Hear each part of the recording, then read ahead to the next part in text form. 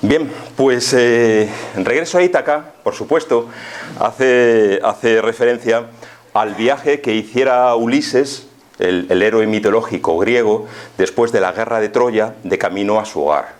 Un largo camino que se complicó bastante.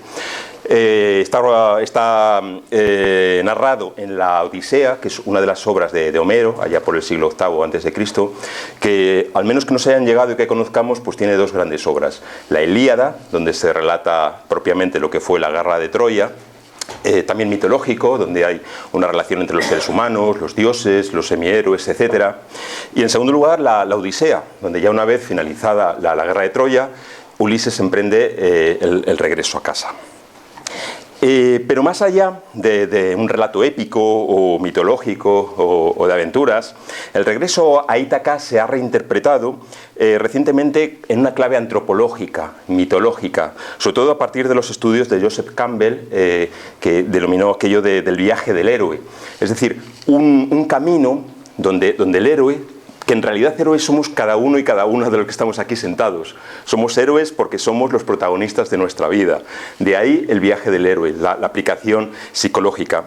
Pues entonces decía, ese viaje es el de un ser humano normal, con sus dificultades, que sale de su zona de confort, de algo en el que está bien, pero está estancado, y se lanza a una aventura, a la aventura de la vida, se marca un objetivo, empieza a caminar, a encontrarse dificultades, a avanzar, a progresar, a conocer y a sufrir, porque muchas veces a través de ese sufrimiento obtiene el conocimiento necesario para evolucionar. Entonces, este es el interés del viaje del héroe, ver cómo podemos aplicar eso, reinterpretándolo en una clave antropológica, psicológica un poquito, a nuestra propia vida, hacernos nosotros también héroes, ser conscientes de que estamos aquí por algún motivo y saber encontrar el motivo de las dificultades que nos surjan en la vida, pero también saber disfrutar de las cosas buenas. Al final venimos, y eso lo dice el espiritismo, encarnamos para vivir experiencias buenas y experiencias malas que en todo caso nos sirvan para progresar. En un objetivo que está claro, pues al final nos tiene que configurar como hombres y mujeres de bien, es decir, buenas personas y por tanto héroes, ¿vale? Pero no solo eso, el regreso a Ítaca es el regreso al hogar. Ulises fue pues, uno de los héroes de la guerra de Troya, los más conocidos. Aquiles era otro, y otros muchos. Entonces finaliza la contienda y tiene nostalgia del hogar, de sus seres queridos y de una vida tranquila. Entonces hay aquí dos elementos dentro de la vida de este héroe mitológico que hay que saber conjugar. En primer lugar, el viaje. El viaje en sí tiene su importancia porque a todos nos gusta viajar, y cada vez más. ¿En qué sentido? Pues en el sentido de que cuando viajamos, si lo hacemos con la mente abierta, se nos quita, digamos, esa boina de pensar que lo nuestro es lo mejor. Salir de ese estado donde pensamos que en España es donde mejor se come, en España es donde mejor se vive, las mejores playas están en España, etcétera, etcétera. Eso al final es una boina y muchas veces enroscada. Si viajamos fuera y abrimos la mente, nos damos cuenta, conocemos otras culturas, otras personas, otra forma de vivir. Y eso al final nos hace humildes, porque nos damos cuenta que no somos ni los mejores ni los únicos, tampoco los peores, pero entendedme, se trata de conocer, de abrir nuestra mente, de un poco asumir al que es diferente y considerar que hay otras formas de vivir, otras formas de pensar que hay que respetar, aceptar e incluso incorporar si se hace falta. Entonces, de ahí la importancia del viaje. Viajando aprendemos a quitarnos prejuicios y a valorar a esas personas que puedan tener una forma distinta de pensar o de ver la vida. Y en esto pues vamos a ver que es una de las grandes lecciones que Ulises se llevó encima, el poder tener una serie de dificultades a lo largo de su trayecto que le hicieron cambiar su forma de pensar, su mentalidad. Y el segundo elemento que os decía es que tras el viaje está el regreso al hogar, nostalgia por nuestro hogar. Qué bien se está en casa, decimos muchas veces cuando salimos, aunque sea solamente un fin de semana, y abrimos la puerta y decimos, si es que en casa es donde mejor se está, qué a gusto, qué sosiego. Siempre, aunque salgamos, aunque nos guste viajar, salir, etcétera, cuando entramos decimos, como en casa, es que en ninguna parte. Y este elemento pues tiene una connotación espiritual muy profunda, que me permite enlazar directamente con la doctrina del espiritismo, tal como la intentamos aprender, tal como la intentamos vivir en esta casa. Y es que ahora mismo tú y yo, vosotros y yo, somos espíritus encarnados.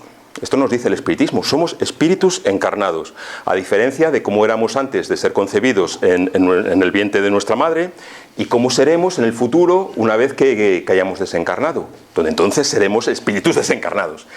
En este momento estamos bailando con el mundo material, somos espíritus que bailamos con el mundo material. Nos hemos encarnado, por eso estamos ahí, y sufrimos las dificultades de un planeta material, ¿sabes? Entonces, somos espíritus encarnados y estamos de viaje, ¿vale? Como hemos dicho antes, encarnamos para vivir experiencias buenas y malas, ganar conocimiento derivado de esas experiencias y mejorar, progresar. Sed perfectos como nuestro Padre Celestial es perfecto, dijo aquel maestro de Galilea, que no hace falta citar porque conocéis. En esa perfección supone el objetivo del viaje, viaje donde muchas veces no solamente importa el destino, sino también el trayecto, ¿vale?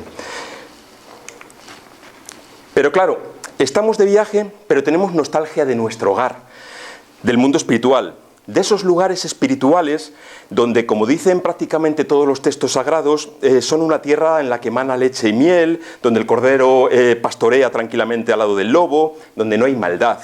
Y entonces, cuando leemos esos textos sagrados sobre el más allá, sobre esos mundos espirituales, y los confrontamos con nuestro mundo físico, nos damos cuenta pues, de que la tierra es un lugar difícil.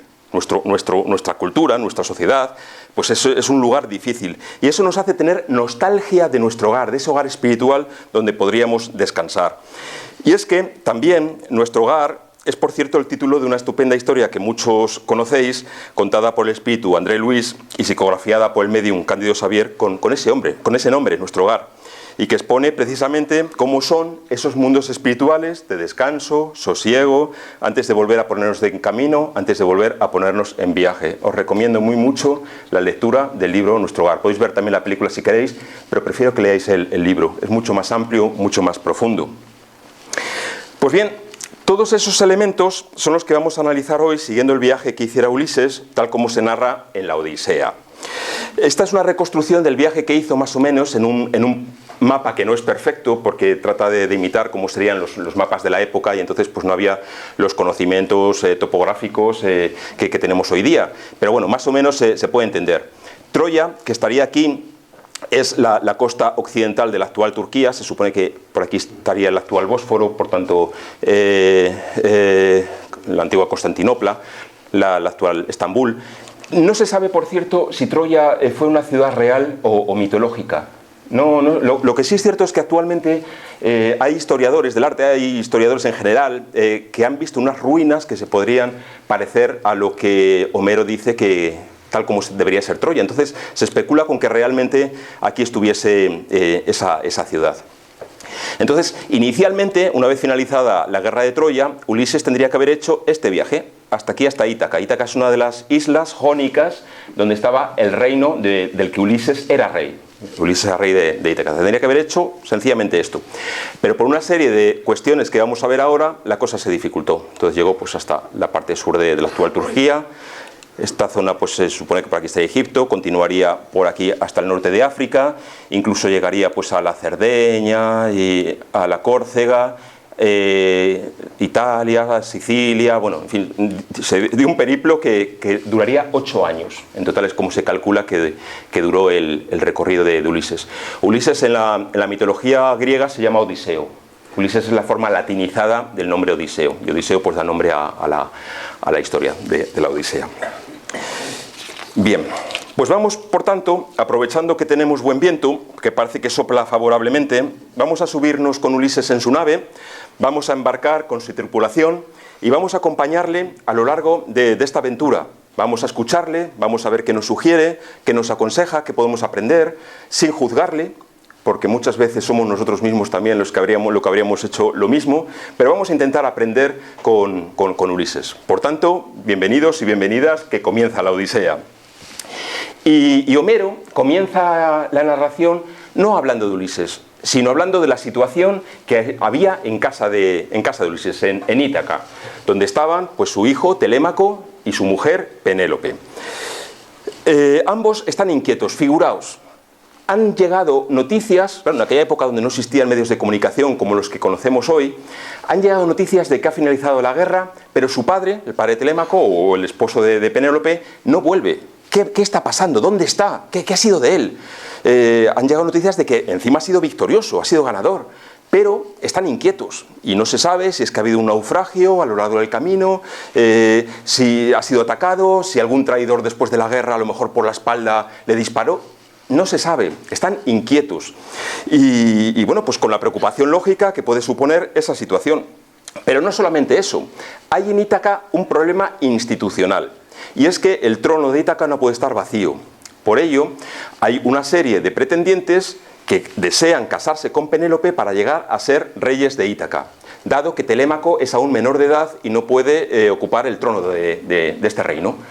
Entonces, a la espera de la mayoría de edad de Telémaco, hay una serie de pretendientes que van ocupando los jardines del palacio y se pegan grandes banquetes a costa del erario público, etcétera, para disgusto pues de Telémaco, que los ve y se enoja, a la espera de que Penélope tome esa decisión. Se tiene que casar, ¿no? Entonces, la cuestión, como veis, hay cierta tensión ahí, ¿no? Bien, sucede aquí una primera intervención sobrenatural. Y es que aparece una diosa protectora de Ulises, Palas Atenea, que aparece aquí reflejada.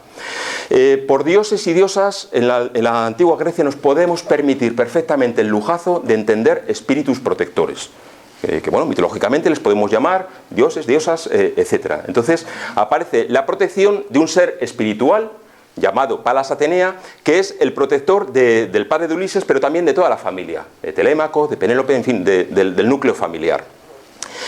Y aquí podemos sacar una primera enseñanza espiritual. Esta es una representación de Palas Atenea. La primera lección es que existen los espíritus protectores y encima nos pueden influir.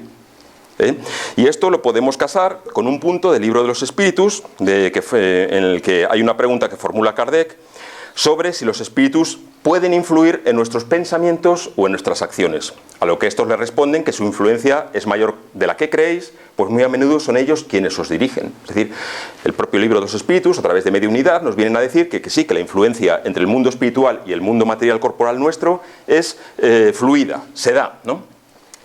Y una segunda enseñanza, desde mi punto de vista muy importante, y es que la influencia de los espíritus no coarta nuestra libertad. Es decir, por un lado nos pueden influir, pero en segundo lugar somos nosotros los que en última instancia tenemos la decisión y la responsabilidad, por tanto, de nuestros actos. Me remito a la pregunta 843 del mismo libro, el de los espíritus, donde se les pregunta si el hombre, la mujer también, el ser humano, en definitiva, si tiene libre albedrío de sus actos. A lo que le responden que dado que tiene libertad de pensar, tiene también libertad de obrar. Sin libre albedrío, nos dicen, el ser humano sería una máquina. Con lo cual, nos justifican este segundo pilar. Es decir, nos influyen, pero al final somos nosotros los que tomamos la última decisión. Pues bien, Palas Atenea le inspira a Telémaco el camino que debe seguir. Le sugiere que se ponga en camino y que pregunte a otros héroes de la guerra de Troya a ver si tienen noticias sobre su padre. Pero no le fuerza a seguir ese consejo. Y de hecho, ni siquiera, que no lo he dicho antes, ni siquiera aparece la diosa o el ser espiritual revestida con sus atributos de diosa, sino que aparece como un anciano que se para a conversar con Telémaco. Y es que cuántas veces nosotros mismos recibimos intuiciones que no son otra cosa que consejos del mundo espiritual expresados por quienes menos lo esperábamos. Muchas veces puede ser una conversación con un amigo, un sueño, una casualidad, entre comillas, un encuentro.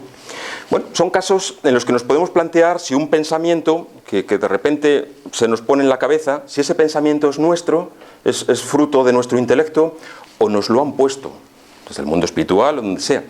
Por cierto que el libro de los espíritus nos da la fórmula. Nos dicen, analizad ese pensamiento, estudiadlo. Los espíritus buenos solo aconsejan el bien y a vosotros os cabe distinguir. Pues bien, exprimiendo aún más esta parte, vemos otra nota interesante. Telémaco, que empieza a sospechar que el anciano no es tal, sino que es alguien más, una persona intuida o una persona especial o quién sabe, no duda directamente en preguntar a la espiritualidad, a Palas Atenea, si su padre Ulises vive. Se lo pregunta directamente. En vez de ponerse, de embarcarse, como le dice y tal, le dice, oye, ¿vive mi padre? ¿Está vivo Ulises? Y Palas Atenea se lo podría haber dicho, porque bien lo sabe. Es un ser espiritual, pues lo sabe. Pero no se lo dice. Y es que la respuesta es que en el mundo espiritual no están para quitarnos nuestro trabajo. Si somos nosotros los que tenemos que estudiar, trabajar, viajar, indagar, experimentar, no podemos pedir a los espíritus que nos hagan ellos ese trabajo. ¿Vale? De hecho, una parte muy importante del libro de los médiums recoge las preguntas que en mediunidad se pueden formular a los espíritus y las que no se deben plantear. Y es un libro, por cierto, que aconsejo mucho a aquellos que estéis interesados en formaros como médiums, que queráis desarrollar la mediunidad o incluso como acompañantes, adoctrinadores que llamamos, porque os va a dar la clave y os va a simplificar mucho el trabajo que podáis hacer. El libro de los médiums, que es el segundo libro de la codificación de Allan Kardec. Y es que, bueno, pues de hecho a todos nos puede pasar que a pesar de llevar los años que llevemos en el espiritismo, muchas veces se nos cuelan preguntas que a lo mejor son incorrectas, olvidando que si estamos encarnados, como decíamos, es para sacarnos nosotros mismos las castañas del fuego, no para pasar la patata caliente a los espíritus. Bien, esta ya la vimos. En todo caso, la lección es esa. Palas Atenea no responde a Telémaco, el hijo de Ulises, se limita a darle ánimos, lo cual es importante, que muchas veces desde la espiritualidad pues nos animen dentro de nuestras inquietudes, de nuestros problemas, ¿no? Y le muestra el camino que debes seguir. Te tienes que embarcar, guapo, te busca el primer barco que salga del puerto y te vas a preguntar por tu padre y entonces pones los medios humanos para esa inquietud que tienes. De hecho, pues Telémaco, efectivamente, aquí no sé exactamente si se está despidiendo de su madre o es luego a la vuelta, se embarcará hacia Pilos y Esparta, que son otros dos reinos de la antigua Grecia, en búsqueda de noticias de su padre. Y gracias a este salir de su zona de confort, se encontrará que el rey de Esparta, llamado Menelao, le da buenas noticias. Sí, tu padre vive y llegará a casa, pero está teniendo un viaje complicado, pero él vive. Telémaco, por tanto, vuelve a casa a darle a su madre la buena nueva y todos contentos hasta ahora. A ver si llega pronto. Empiezan a plantearse. Esta es la situación en Palacio, en el Palacio de Ítaca. Pero ¿cuál es la situación de Ulises? Pues bien, en el siguiente capítulo de la Odisea, Homero nos relata la historia de Ulises tras la guerra de Troya. Retoma, va un poco hacia atrás, en un plan retrospectivo, y comienza a relatar pues, la situación de Ulises. Resulta que efectivamente se había embarcado, tras el final de la guerra, de camino a casa. Pero una serie de acontecimientos se suceden. Detengámonos un poco a reflexionar esto en clave espiritista. Dice un conocido refrán que el hombre propone y Dios dispone, como para indicar que muy bien, que podemos hacer nuestros planes, nuestros proyectos, pero quizás se malogren por diversos motivos. Bien porque no nos conviene, bien porque tenemos otras cosas que aprender, que puede ser, o bien porque arrastramos cargas del pasado. Sabéis que uno de los pilares del espiritismo es la teoría de la reencarnación y que muchas veces hechos que hemos cometido en el pasado se convierten en una mochila pesada que en esta presente reencarnación tendremos que limar, tendremos que aligerar.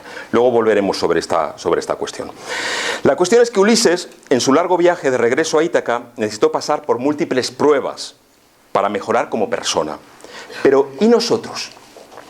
Pues nos dice la doctrina espírita que cuando estamos en el mundo espiritual y necesitamos progresar, elegimos la prueba de una nueva encarnación. Y por eso, por cierto, el punto 22 del libro de los espíritus nos recuerda que la materia, tal cual, la idea intuitiva que tenéis de materia, la materia no es otra cosa que un instrumento de la que se sirve el espíritu en su progreso. Pues bien, se puede decir que en el mundo espiritual elegimos nuestras pruebas. Es decir, antes de decir, Víctor, vas a encarnar, pues voy a elegir las pruebas. Me voy a poner nervioso en una conferencia, voy a empezar a hablar muy rápido cuando no debo, bueno, los que me conocéis ya sabéis mis defectos. Entonces, en el mundo espiritual elegimos qué pruebas vamos a vivir. Si fuimos soberbios en el pasado, elegiremos situaciones que nos enseñen a vivir la humildad. Si fuimos avariciosos, viviremos situaciones que nos den oportunidades para ser generosos. Luego las aprovecharemos o no, porque esa es otra. al final el libre albedrío y la ley del olvido hacen de las suyas, pero buscaremos oportunidades para ejercitar esa generosidad. Si en el pasado nos dejamos atravesar por vicios diversos, pues alcohol, drogas o sexo desordenado, tendremos en esta presente que ejercitar el autodominio y liberación de la materia mal empleada. Es al final un trabajo. En síntesis, en esto es en lo que consiste la ley de la reencarnación.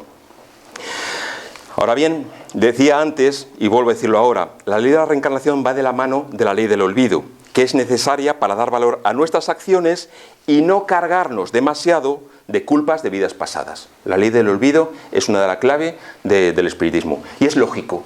Fijaos que si ahora mismo en la vida presente ya tenemos preocupaciones si algo lo hemos hecho mal el año pasado, hace 2 años, cuando era niño, cuando era adolescente, figuraos si tenemos conocimiento de lo que hemos hecho o de las que hemos hecho en vidas pasadas. Es horroroso. Entonces la ley del olvido hasta es terapéutica, porque nos permite, tranquilo muchacho, vuelve a empezar, que las dificultades ya irán surgiendo, ya las capearás, pero que sea con cosas actuales. Bien. Pues poned ahí pues todas las dificultades que os podéis imaginar en la vida. Pero veamos a ver cuáles son las que se encontró Ulises tras embarcar de camino a casa. El primer encuentro que tuvo fue en la tierra de los cíclopes. Los cíclopes son esos seres mitológicos que tenían un único ojo. Eran gigantes y bueno, pues bastante bravos por otro lado. Entonces resulta que tras una navegación un poco complicada, pues llegó a la isla de los cíclopes y se aventuró con sus marineros, pues cansados, hambrientos, en una cueva que encontraron dispuesta. Parecía pues como un hogar, y de hecho era la cueva donde residía el cíclope Polifemo. Entonces, pues nada, se dedicaron pues al gran banquete, a descansar, a beber, a comer, etc. Y claro, cuando llegó Polifemo y se encontró eso, pues montó en cólera, hasta el punto de que empezó a devorar a algunos miembros de la tripulación, porque así se las gastaban los cíclopes. Entonces, Ulises, que era bastante resabiado, dice, bueno, pues a ver cómo salimos de esta. Y dice, oye, mira, a ver, ven para acá. Te he traído un barril de un vino de mi tierra que es maravilloso, a ver qué te parece. Bueno, pues lo prueba y emborrachó al cíclope, ¿vale? Se cogió un pedal que no veas. Y una vez que estaba borracho, como una cuba, y tirado por el suelo, cogieron una lanza y se la clavaron en el ojo. ¡Zasca!, ¿no? Pero previamente a esto, tuvo un plan, Ulises. Cuando estaban con el vinillo y tal, en plan copa va, copa viene, le dice el cíclope, dice, oye, yo me llamo Polifemo, ¿y tú cómo te llamas? Y dice Ulises, yo me llamo Nadie. ¿Nadie? Sí, es que en mi tierra es un nombre muy común, me llamo Nadie. Ah, pues nada, pues muy bien, pues encantado, tal, seguimos, pues eso, el vino que tiene Asunción, ni es blanco ni vino ni tal, bueno, se agarraron la melopea y en ese momento le clavaron la estaca en el ojo, ¿no? Polifemo empezó a gritar y vinieron otros cíclopes. ¿Qué pasa, Polifemo? Y dice Polifemo, nadie me hiere, nadie me está haciendo daño. Y, bueno, pues entonces no nos molestes, sala, ahí te dejamos, tal. Y se fueron a dormir y dijeron a Polifemo, pues ahí penando y tal, y dice, bueno, pues nada, me voy a dormir. Puso, eso sí, una roca tapando la cueva para que no se escapara. No, mañana os voy a dar pa'l pelo, que me habéis dejado ciego y encima, pues... Bueno, pues llegó al día siguiente, Polifemo ya ciego, y tenía que sacar a su ganado, que era el ganado sagrado de los dioses, a pastar. Entonces dice, para que no se me escapen, voy a ponerme en la entrada y voy a tener cuidado de que solamente salgan ovejas, ¿vale? ¿Qué hizo Ulises con sus marineros? Pues se pusieron debajo, como veis, debajo de cada una de las ovejas, y entonces Polifemo iba pasando la mano por el lomo y lograron salir, con lo cual se libraron. Es decir, con la astucia lograron evitar la prueba de Polifemo. Pero aquí viene la clave. Ulises, que todavía, digamos que estaba en una situación no demasiado evolucionada, de hecho era un bravucón, un bocazas, ¿sabes?, se podrían haber marchado sin mayor problema. Pero cuando estaban embarcados, y aquí viene un acto de soberbia, empezó a gritar, no ha sido nadie quien te ha herido, ha sido Ulises, el héroe de Troya. Con lo cual Polifemo, que le escuchó, dice, ¿ah, sí? Dice, bueno, pues vas a ver, me voy a chivar a mi padre. El padre de Polifemo era Poseidón, dios del mar, al que se quejó Polifemo. Dice, mira lo que me han hecho, que me han dejado ciego y encima se han burlado de mí. Dice, no te preocupes, que estos la van a pasar mal.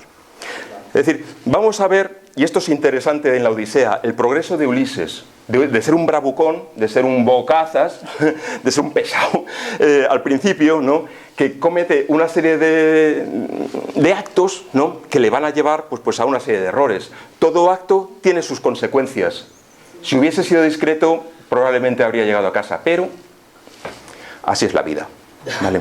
Entonces, pues es la cuestión de esa bravuconería, ¿no?, que a partir de ahí se va a encontrar con una serie de pruebas muy pesadas debido al castigo que Poseidón, dios del mar, le va a infligir a Ulises.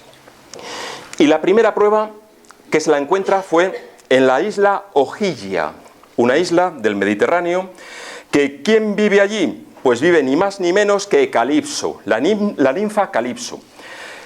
Y bueno, pues es una ninfa lista, seductora, intrigante, que recibió pues a Ulises y a sus compañeros, que venían ya cansados de navegar, etcétera, pues les agasaja con manjares, bebidas, bueno, y otros placeres que no es plan de ponernos aquí a detallar en este momento, pero que os los estáis imaginando cada uno de vosotros, claro. Entonces, ¿para qué hablar? Bueno, pues se dedicaron pues a la buena vida, ¿no?, por así decir. Bien, la cuestión es que Calipso finalmente, ahí está, se enamoraría de Ulises. Se enamoraría, y para retenerlo le promete la inmortalidad si decide olvidar a su esposa y a su patria, y quedarse con ella, claro. La tentación es sutil y poderosa.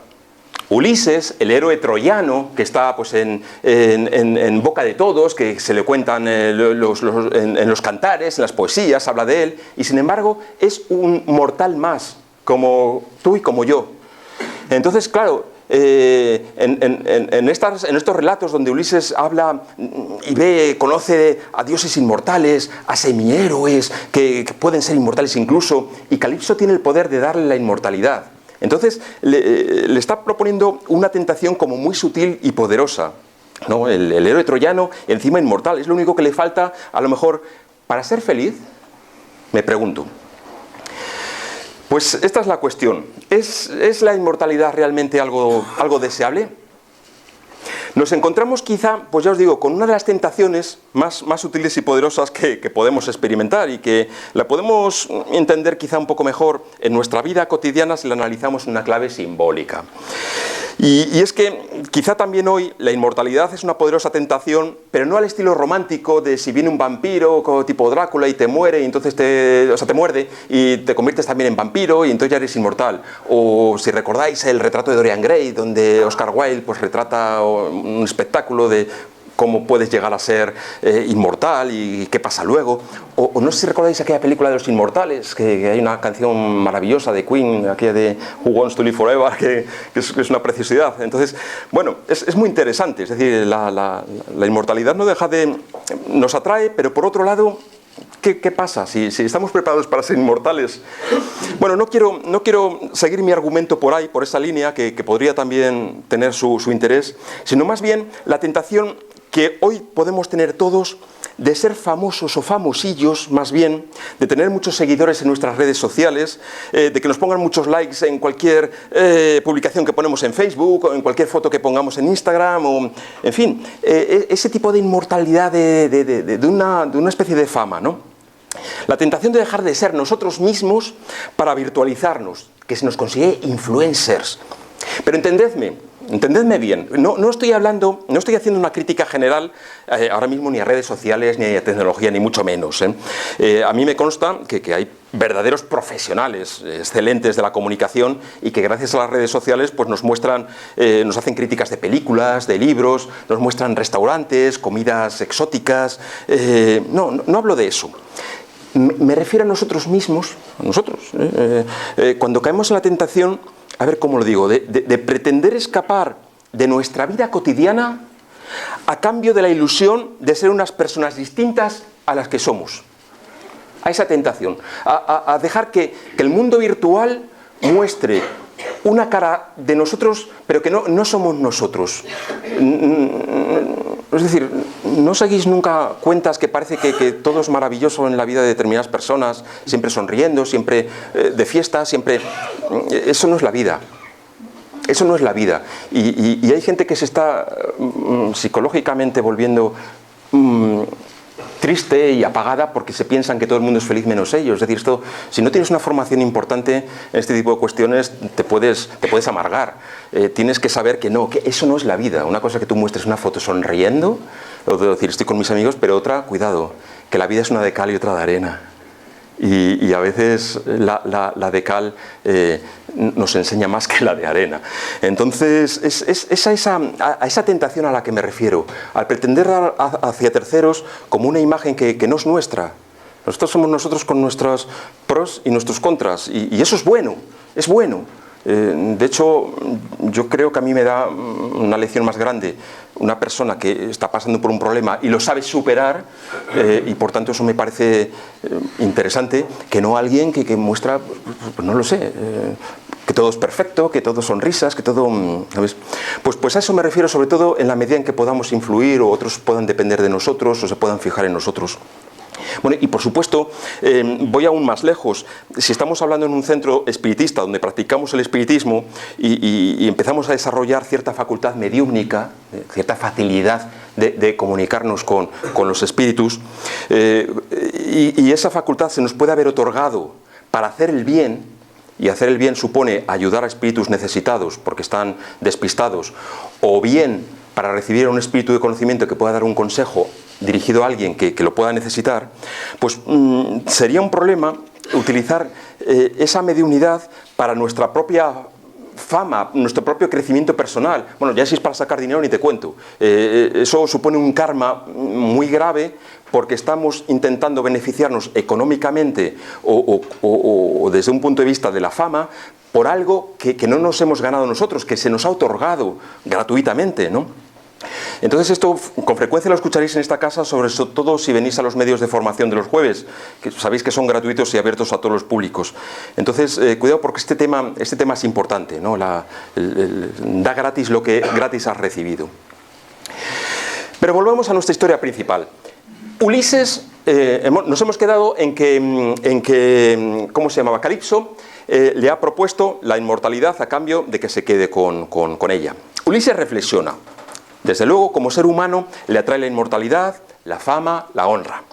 Pero también tiene su parte espiritual, que le recuerda que tiene un papel que cumplir y que la verdadera felicidad no la da la fama, la inmortalidad, sino realizar bien las pequeñas obligaciones de la vida cotidiana, del día a día. En un atisbo de evidencia, Ulises se imagina a su mujer, Penélope, en casa, a su hijo, y que cuántas veces no da más placer un plato humilde saboreado en el hogar que un gran festín entre la frivolidad de valores que no aportan nada. En un momento de evidencia, Ulises es capaz de razonar estas cosas. La inmortalidad que le ofrece Calipso, en el fondo, es vanagloria. Vanagloria, pero fijaos qué palabra más curiosa, que vanagloria está formada por otras dos palabras. Vana, gloria. Gloria vana, gloria que no te lleva a nada, que es humo, que no sirve.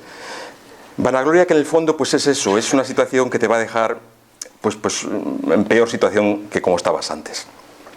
Recordemos, por cierto, que el libro de los espíritus, al cual estoy citando con frecuencia, nos recuerda justo esto, que la vanagloria, también en términos de vanidad y orgullo, es uno de los principales obstáculos para el progreso espiritual. Porque al final es un engordamiento, un engrosamiento de nuestro ego que no nos permite a lo mejor valorar más allá, ¿no? o las necesidades de los demás. Bueno, pues Ulises supo vencer la tentación y pasar la prueba, con lo cual, bravo. Rechaza a Calipso, quien por cierto Calipso se coge un rebote que no veas, ¿no? Porque claro, ahí también viene pues un poco la vanidad, es decir, vamos a ver, que yo soy aquí una ninfa y estoy muy buena y soy perfecta y una maravilla, y va y me deja, entonces se enfada. Pero entra de nuevo en escena Palas Atenea, la diosa protectora de Ulises, quien se dirige a la asamblea de los dioses para pedirles que ya está bien, que insten a Calipso, que deje marchar a Ulises, que tiene cosas que hacer, que no se puede estancar, que debe de evolucionar. Y finalmente, tras insistir Zeus, el padre de los dioses, y tremendamente compungida, accede a dejar partir a Ulises y a su tripulación. Se puede decir que no solamente la prueba fue superada, sino además con éxito. Con lo cual se vuelven a embarcar, Calipso les pone una embarcación, puesto que la anterior había naufragado, y se ponen de nuevo en camino, otra vez a través del Mediterráneo, adelante.